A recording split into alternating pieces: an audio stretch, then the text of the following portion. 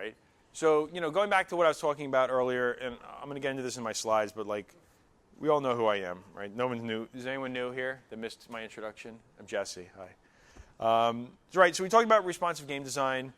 I'm going to sort of fast through this. What we're going to focus on is the part of responsive game design really is the third tenet, right? How do we build a game for multiple devices? And I got started pretty early on with HTML5. Basically, as soon as Canvas existed consistently across browsers, I was building games as fast as I could. And over the years, HTML5 has had this like super hype cycle, and then this like spiral down, and then it's sort of coming back up. And at the same time, Unity never did sort of what I wanted. So finally, I'm at the point where like both platforms are sort of mature enough that they're both almost on par. But then you have to deal with like the little nitty gritties, and we're going to talk about those. So I also have like, depending on where I do the talk, I'll usually have like a slide like, this is not a holy war, right, or religious war. Like we're not going to like, not one platform is not better than the other. I don't like JavaScript, even though I've used JavaScript for years. I'm not a big fan of dynamically typed languages. I like typed languages. I like structure, I like classes, I like interfaces, I like architecture and stuff like that. So that all being said, I kind of switch between the two. C# happens to be one of my favorite languages, so that also is a plus. So we'll go over like the pros and the cons. Actually, while people are still coming in, I'll show these two games off, and then I'll talk about the pros and the cons as it relates to the game, so you have them sort of in context. So I'm gonna run this. I'm going to run this game. I think the sound is terrible. So here's my game. I wrote it in like an hour. And you just basically go through. Not a good run. I just want at least so you can see the score goes up, right? So we got such the worst game to ever demo. But, so as you see, there's some subtle effects here. We got like some parallax scrolling. Jeez. The Unity one I think I'm better at.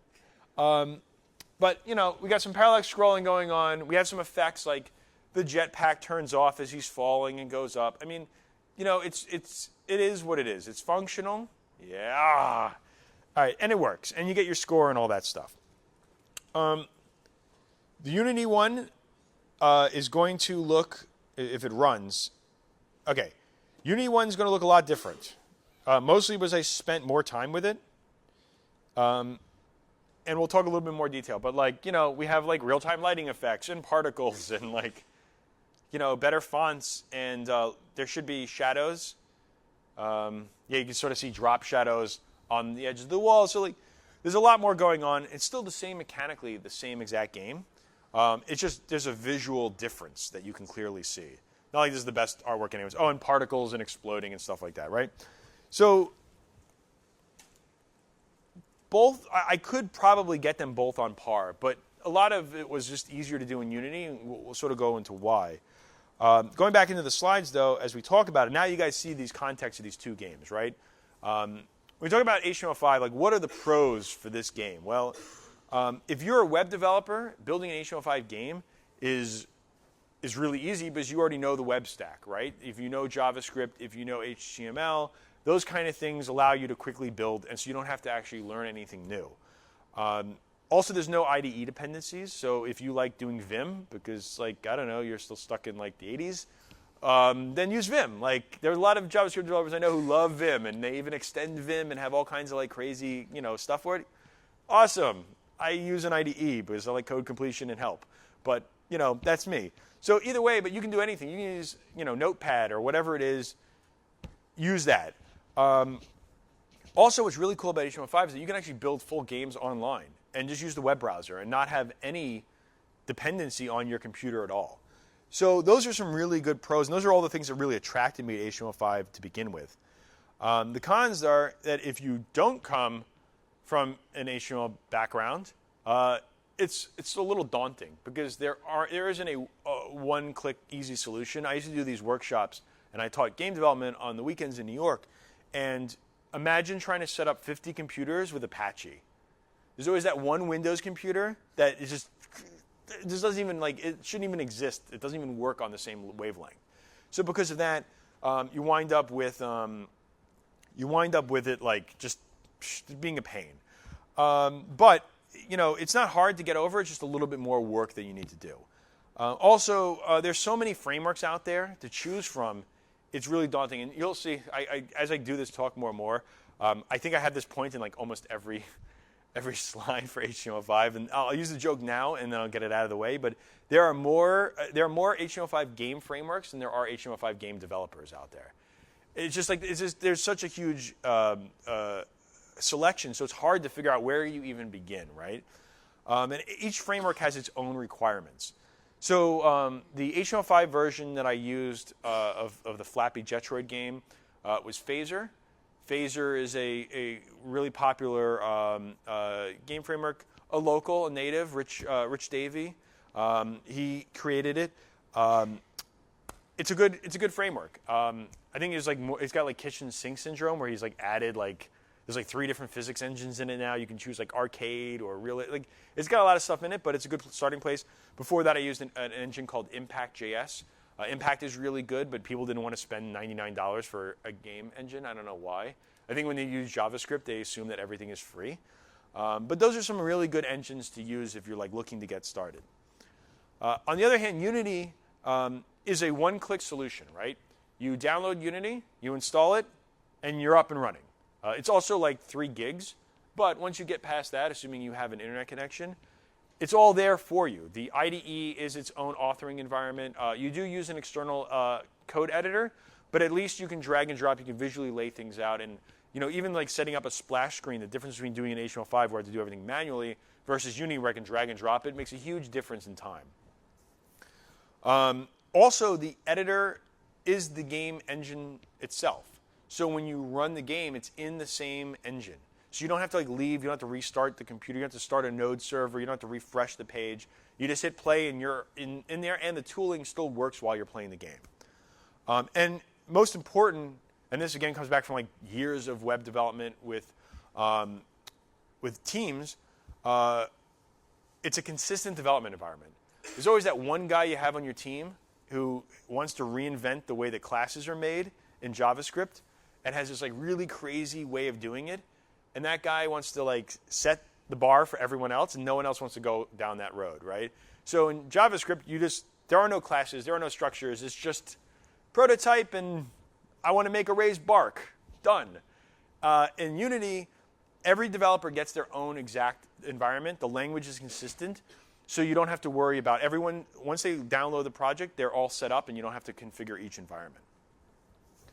On the cons side, though, it's controlled by a single monolithic evil company. It's controlled by one company, right? And that was a big problem that everyone had with the Flash days, as Flash was sort of doing its thing down. The problem was that only one company controlled it, so there was no way to save that platform. So once a company is done with it, they wipe their hands of it. So whereas HTML5 is open source for the most part, Unity is controlled by a single company. So wherever they want to go, you're along for the ride. Also, you can only use the Unity IDE. It happens to actually be a really good IDE, so I'm not too concerned about that. But when there's bugs in it, the latest version of Unity is super buggy, and I've been having lots of problems with it. I'm stuck because I can't fix it myself, right? And also, and this is the part that really got me, is you have to use Unity's workflow.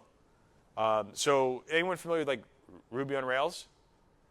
Rails is a great framework. You can do some really awesome stuff very quickly by prototyping it.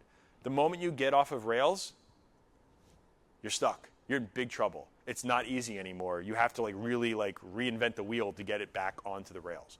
So Unity is the same way. You have to do it the Unity way, or you're just going to have a miserable time. So it's something to keep in mind. And I fought a long time trying to get to it, to get to that happy spot. So let's talk about building a game. So HTML5 is perfect for quickly building out casual games. These are sort of the games that I build myself. I want a game that's going to last me, it's only going to take me an hour or 2 or maybe a week or maybe 2 months, but I don't really want to spend the rest of my life on a game. I just want to build something really quick, prototype it out, throw it out there, see what happens. So I did this game jam called One Game a Month. So as the title explains, it's you build a game each month. They don't have to be good games. I came in third place the first year. I just did it.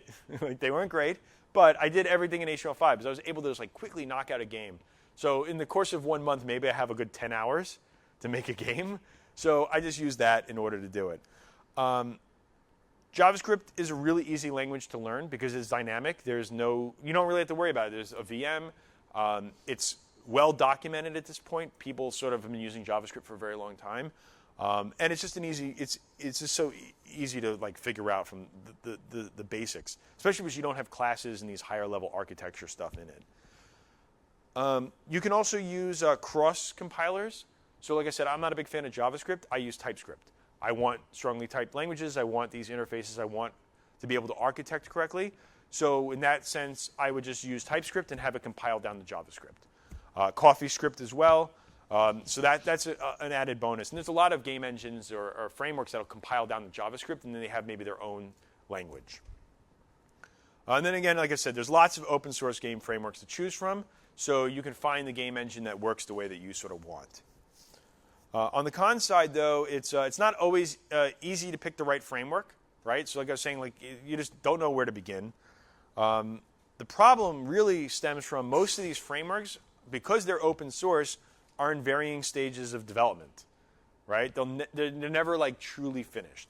Or you get a version and they'll break the next version, and you get into this weird cycle because they're either run by a single developer or they're run by a committee. And it's hard to find that balance of when is this game engine stable enough to use, or you wind up doing like what I did, where Impact, the guy Dominic who was creating Impact, he wasn't moving fast enough for me. So like sound API got changed in web views, so he wasn't adding proper sound support. So I wound up, by the end, I gutted Impact, and it was more my framework than it ever was his.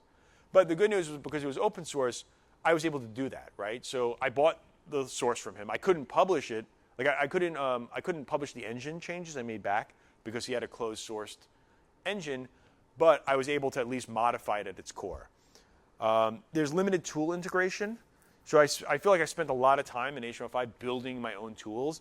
So just to give you an example, when I went in here and I run this and I hit grunt, I built my own tool that goes through, it starts a server up, it loads the web page, it will build out a deployment build for me, it automates everything, but I had to build these tools myself. So while grunt is really awesome, it's sort of like Ant if you've never heard of grunt. It's an abstraction for using the command line, but it runs on Node, and it's cool. And I did some really great automation tools, but it's not like I want to make games. I don't want to build deployment tools. That doesn't sound like fun at all. Although actually I do kind of find it fun, but that's another conversation. And then performance is sort of inconsistent across the board. So just because HTML5 does sort of run everywhere, it doesn't mean it runs well everywhere, right? So, and I think that was one of the things that I was really running into the most, is that the more I add onto my game, so when I wanted to add real-time lighting, it's like, all right, well, then that cuts out mobile. And I want to add particles, and it's like, well, now I'm at desktop. And, so that makes it a little bit hard. Unity, on the other hand, the pros are, it's literally designed from the ground up to build 3D and 2D games, right? So while JavaScript was never designed really for games, and the tooling, you sort of piece everything together, Unity went out and like, we're going to build the best game engine we can, and that's exactly what it is, right? It's specifically for game development. It uses C#, which, like I said, is like my favorite language. It sits properly between Java, which is like over-architect everything, and JavaScript, which is no architecture, Wild West. And it mixes the two very nicely because there's some dynamicy to it, but it also has the stricter architecture underneath. It allows you to build games visually in the IDE. Like I said, you can drag and drop, and as you get more into Unity, I can even like highlight this. I'm sure most people are. Is anyone not familiar with Unity here? All right, for you three people. All these elements here are game objects, and you basically add a game object to your scene, and then you configure them and add properties and all that kind of stuff. Like this particle engine, I just drag it into the scene, and then I just set here and I go through all the settings, right? So it's like the polar opposite of HTML5, where you have to build those tools, sort of. And then all the other stuff. Did I go to the? Yeah, I'm still in the pros. Okay. And all the other stuff has built-in physics. It can preview the game. It has debugging. It has component building, so reusable game objects they call prefabs. All these things are free by just using the framework. And then the cons. So Unity's workflow, it can sometimes get in the way of doing simple things. So now, as I build games in Unity, and I want to build really quick games, my games that should only take me a few weeks now are stretching into months. Like I just built a game for Ludum Dare, the last Ludum Dare, which was August, and I'm just now on the last set of features and bugs for the game. And there's like, this is going to be I built the game in like 18 hours, and all I do is polish it, and now I'm like doing all this stuff because architecturally, I needed to build up a whole like underlying platform to make the game run, because I can't just throw everything in the global and call it a day. Script-based coding also makes things difficult to reuse. So Unity has a really big reusability problem. There's one, you have to attach scripts directly on the game objects, and it's hard to reuse those. You can't share that library very easily between Unity projects. So in HTML5, I would build out individual pieces of code, and then I could probably just do something where like I could symlink to a folder and have it all shared and everything is good, or I have that code sitting on a server and just pull that game code in whenever I need it. On Unity, you have to export it as an asset, and there's very little asset management. So once you do a new version of an asset, that's it. You just get an upgrade. You can't make your project dependent on a version of an asset package. So on the web side, like for Node, I could say, hey, I need these Node modules and these versions specifically. So it makes it a little difficult because it's hard to manage shared libraries. And then it's just hard to find out where code is on a game object. This like goes back to like the old Flash days. Like to me, Unity is really like Flash 4. I feel like we're like Flash 4, Flash 5 stages where it's like, code is everywhere. Hey, here's a frame. Let's just throw some code here. Hey, there's a game clip or a movie object or whatever. Let's throw some code here. Hey, there's like an enter frame. Let's add some code here too. Like, so all over the place, code is just spaghetti everywhere, which conflicts with the C# structure. Like you want things to be so well architected. So that gets messy too. So that sort of covers like the pros and the cons of both. We'll talk like high level of publishing, and then I'll do a time check, and then I'll just show you a little bit of each of the projects. So as far as like publishing goes, since HTML5 is web-based, anything that has a web browser, or a modern web browser can play your game. Like, and that's a huge boon, right? Because you wind up having being able to have it play everywhere. So like for me as a web person, it was always important that I wanted my games to be played on mobile devices in the browser, because that's just sort of how my brain worked. Now, we've all been shifting away from that paradigm, but there's still a huge amount of people who have web browsers, because desktops and mobile devices all have web browsers, right? So it's the biggest audience you can probably get. No plugins are required. Plugins are officially dead. Even Unity's plugin is dead at this point. And they're ideal for mobile web browsers. Then the cons of them is that publishing offline games is still in its infancy. And I've probably done this talk for like a good year, and there hasn't been much progress in how do you publish up a native game, or a HTML5 game natively. So you can use like PhoneGap, or you can use something like Cocoon. Cocoon.js allows you to take your HTML5 package and it abstracts OpenGL renderer. So it takes the draw calls to Canvas and maps them to OpenGL. It's great, but it's a black box, right? So that's a little bit problematic. Performance issues as well, and limited reach online. So while online is great, right, and you can have the biggest reach possible, it doesn't mean that everyone's playing it.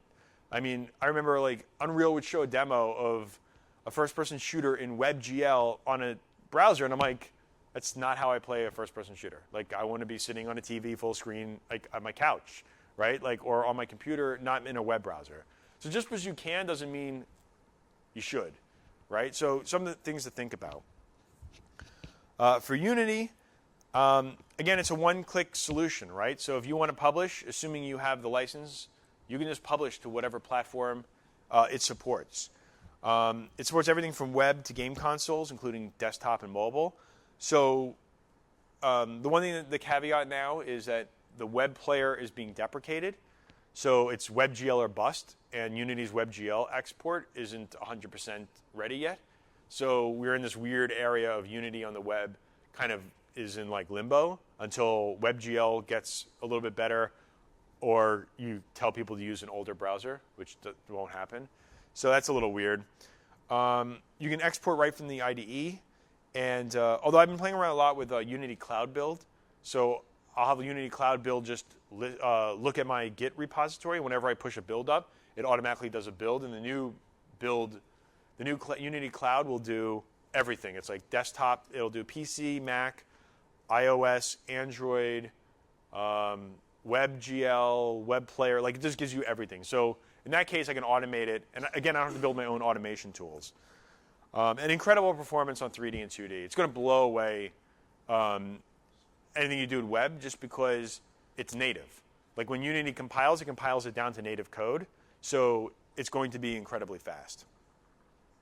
On the cons, the cost of publishing is really expensive. So I think it's free, right? Like that's like how they get you in the door. And then if you don't want it to say Unity when it launches, that's like, I don't know, like $75 a pop based on which platform you're on, right? So each platform, if you want to go to Pro, adds up. Then if you want to do console, that's another licensing fee. And then it just goes and goes and goes until you're broke, right? So that gets expensive. Again, there's no support for mobile web browsers. So even though they're supporting WebGL, it doesn't work on phones and mobile devices. There's no ETA on if it will or when. So you're immediately out there. And then on the web, in order to get the best performance, you need the web plugin. Just sort of told you the web plugin's dead. So that's that. All right. So now we've covered like everything, right? Like we've covered everything from how do you get started to how do you make your game to how do you publish. We'll talk and just wrap this up with reaching more screens. How much time do I have? I haven't gotten the 15 or the 5 or the 10 minute mark. So, what? 12 minutes? Okay. We don't have a sign for 12 minutes. So reaching more screens, right? I'm going to, so basically, again, I end up most of my talks with a blog post because I write a lot on our developer portal, and it'd be good if you guys went to our developer portal and read our stuff. Keeps me in a job. But the idea is, I just talk like at the end of the day, we support anything that outputs an APK. So, I don't care if you build in HTML5. I don't care if you build in Unity. You can write your own custom engine from scratch. Good luck. But we just want all your games, right? And we want you to be as successful as possible. So my message in that is, one, we're a really good home for games. We have a really good audience. We were talking about it earlier with Ian that we monetize very well out of all the platforms. I don't have any of the slides in this. That's sort of what that other track is about. But I'll give you the high level is that we have people who trust Amazon as a brand and spend money with us, right? So depending on the demographic you're trying to target, you can actually do really well in our store. And that being said, this article just sort of goes through more and more about the game stuff. I'm going to put this slide up as this is my survey for this talk. I encourage you guys all to do that. And then we're going to have someone come up and also talk about something else just before we go into the break. So I guess, is he here? Yeah, have him come in. And then, so basically what's going to be coming up is in the next talk, I'm going to go through Unity specifically, and I'm going to go and I'm going to talk about in detail how do you optimize a Unity game for our devices. And then also in the monetization tracks are going to be the 5 best practices for top earning mobile apps. So if you want to learn about mobile monetization, that'll be there. And then here we're going to go into a lot more depth of the coding. And why don't you, did everyone do the survey? Right? Yes, please. Please. And you can come on up and we'll